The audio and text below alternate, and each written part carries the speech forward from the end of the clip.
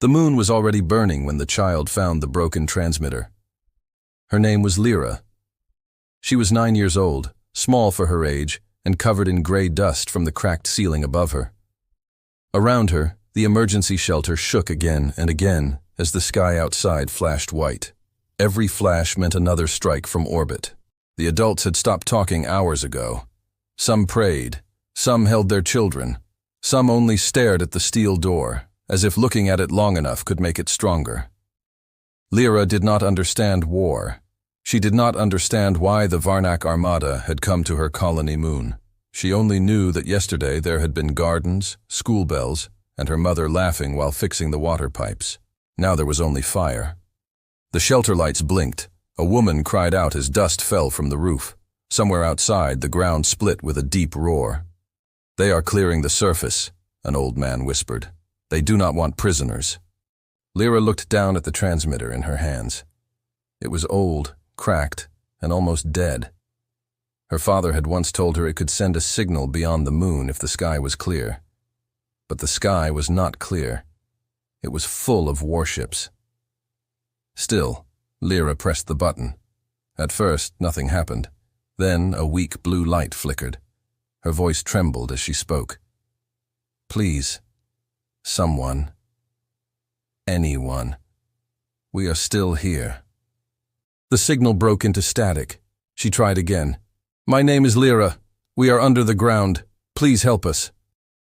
Above the moon, the Varnak Armada prepared its final strike, and far beyond the dark side of the system, where no alien sensor had looked twice, a silent human fleet received a child's voice.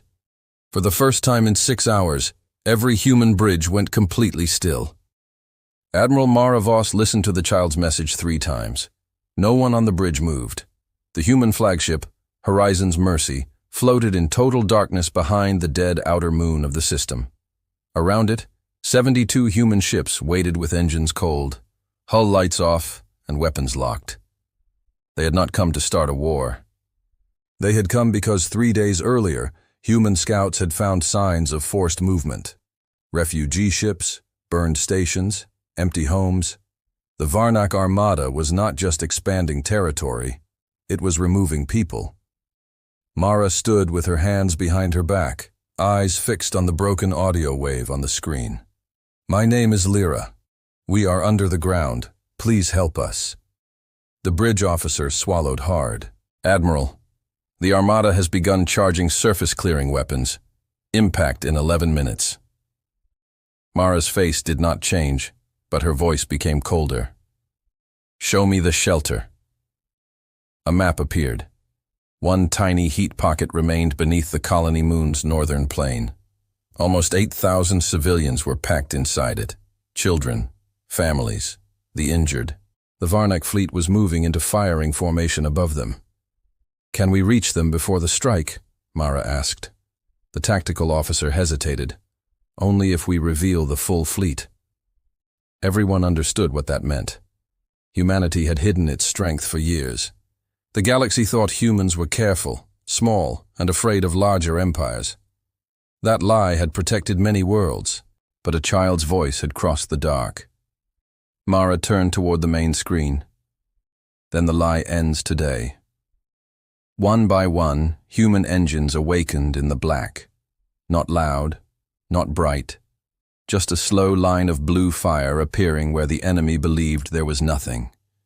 The Varnak commander received the first alert with a frown. Human ships.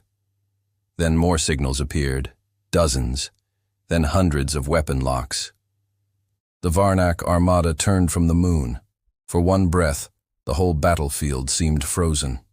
Then Admiral Mara Voss sent one message. "Move away from the moon. This is your only warning." The Varnak commander, High Marshal Drex, stared at the human message as if it had insulted him personally.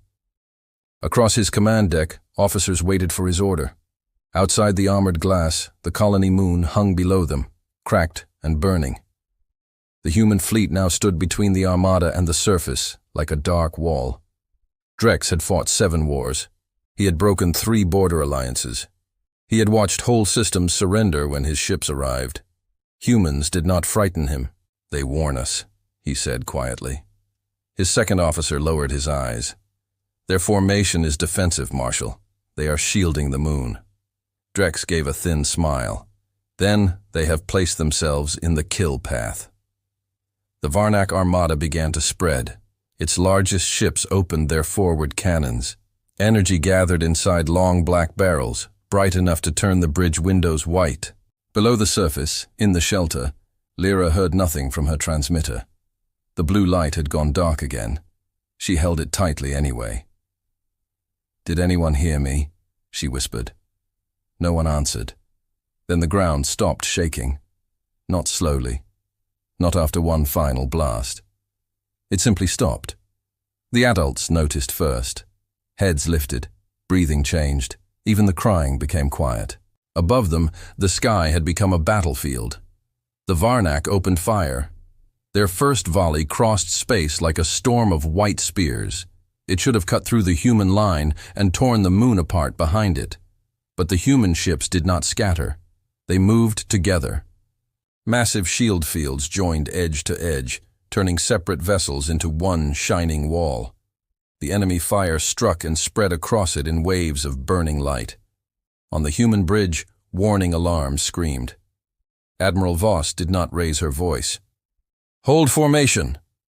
3 smaller human ships near the center began to fail. Their shields cracked, but they stayed in place. The Varnak fired again. This time, humanity answered. Not with rage, not with panic, with perfect control. And the first Varnak battleship split silently in half. The first Varnak battleship did not explode at once. It opened slowly, like a metal beast cut by an invisible blade. Its lights failed section by section.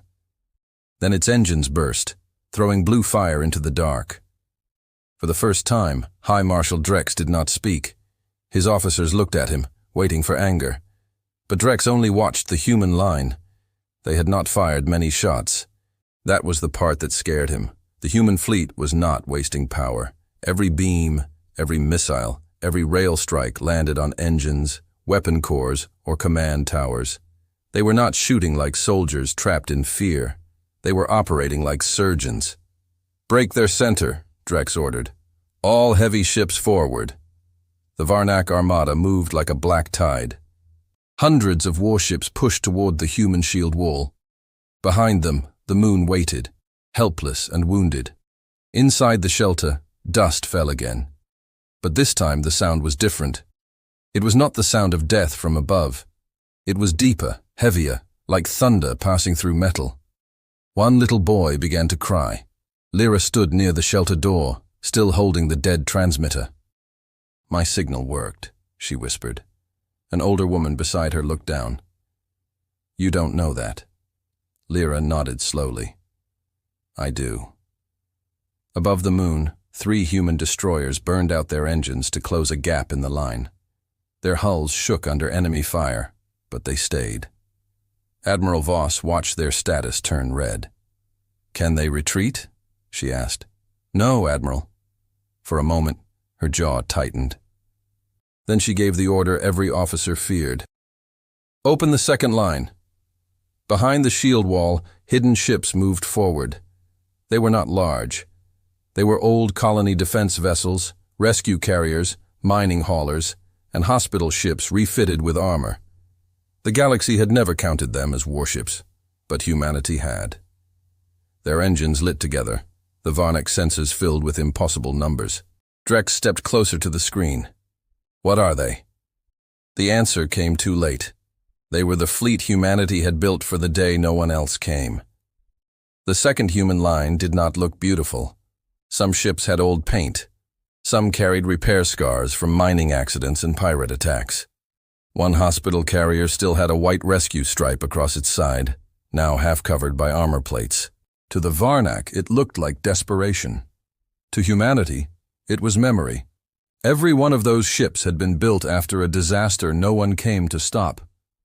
Every shield, every engine, every emergency cannon had a name written somewhere in its metal.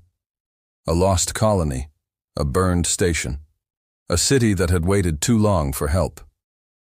Admiral Voss looked at the old ships and spoke softly, Begin civilian extraction. The rescue carriers dropped toward the moon. Drex understood at once. They are not trying to win, he said. They are trying to take the survivors. His face hardened. Destroy the carriers. The Varnak Armada shifted fire. That was its mistake.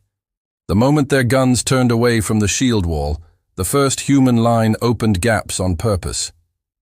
Through those gaps, fast attack ships launched like dark arrows. They did not chase glory. They did not spread out. They went straight for the Varnak targeting ships. One by one, the enemy's firing system began to go blind. Inside the shelter, the steel door suddenly shook. Everyone stepped back. A cutting light burned around its edges. Lyra froze. Then the door fell inward, and human soldiers in white-gray armor stepped through the smoke. Their weapons were lowered. A tall soldier removed his helmet, showing a tired face and kind eyes. "We heard your signal," he said. For a moment, no one moved. Then the shelter broke into sobs. Lyra stared at him, unable to breathe. "You came?" The soldier knelt, so he was closer to her height. "Yes," he said, "and now we are taking you home." Above them, the Varnak Armada tried to recover. But humanity had already changed the battle. It was no longer a fight over a moon. It was a countdown, and the Varnak were running out of time. The rescue did not feel heroic from inside the shelter. It felt rushed, loud, and terrifying. Human soldiers moved through the crowd with calm voices, guiding families into lines. The injured went first. Children stayed close to adults. No one was allowed to run, because panic could kill faster than enemy fire. Lyra walked beside the soldier who had found her. "What is your name?" she asked. "Corin," he said. "Are you scared?" Corin looked up as the shelter ceiling shook again. "Yes," he answered honestly, "but we trained for scared." That answer stayed with her. Above the moon, the rescue carriers began rising from the surface. Their hulls were packed with civilians. Every ship carried too many lives and not enough armor. The Varnak saw them. High Marshal Drex slammed his fist against the command rail. "All ships, ignore the human wall. Fire on the transports." His officers hesitated.